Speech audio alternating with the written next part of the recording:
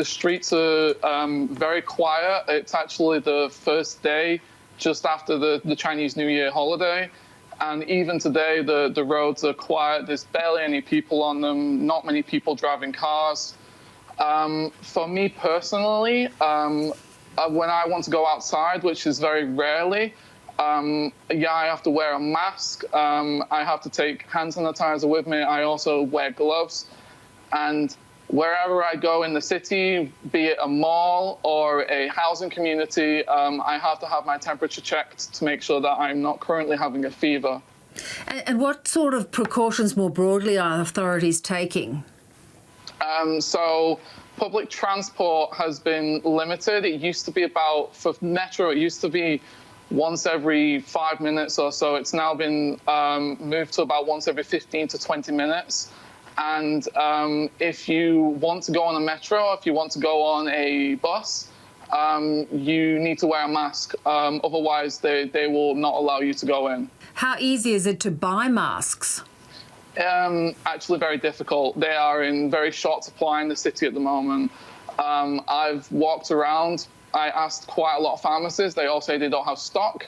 And in the ones that do have stock, you get big lines of people stood outside waiting to, get more masks for themselves. And is it happening in a fairly orderly way? Oh, no, they usually wait quite orderly. The lines can get quite long, though. The one line I saw the other day went out into the road, but everybody's generally quite ordered. They're all lining up. There's no commotion as far as I can see. So people are not panicking at this point? I wouldn't say, I wouldn't say so. Not from what I've seen anyway. From your point of view, how well coordinated do you think things are in trying to sort this all out? I think they are doing quite a lot.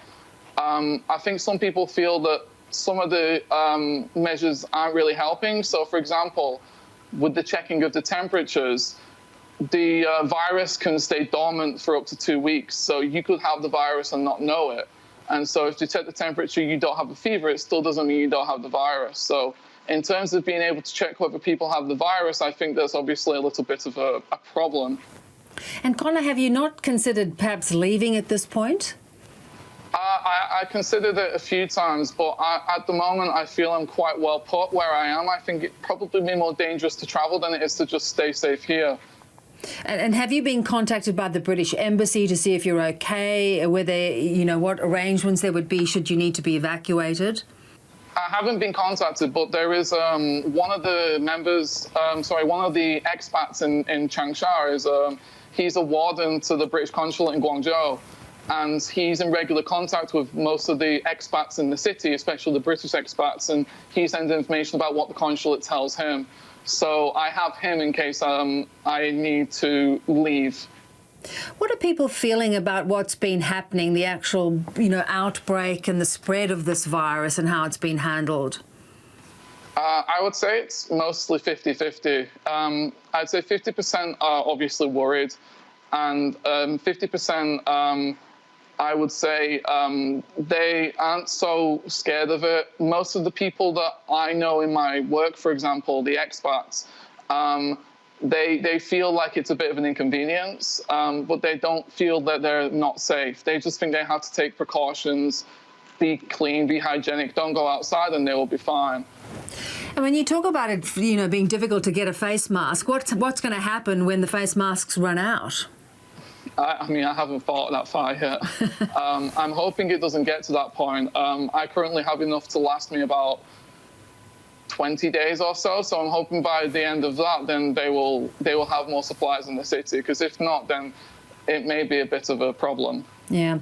Many countries now have moved to stop people coming in from China, these travel bans. Do you think that that's a reasonable response? I can understand it. I can understand the points of view of banning flights or like restricting travel, because I think that's a necessary precaution in an epidemic. The thing I don't necessarily understand is, I see that there's a lot of xenophobia towards Chinese people in countries outside of China. For example, I have a friend living in Changsha. She's Chinese, and her husband is also Chinese, living in Germany.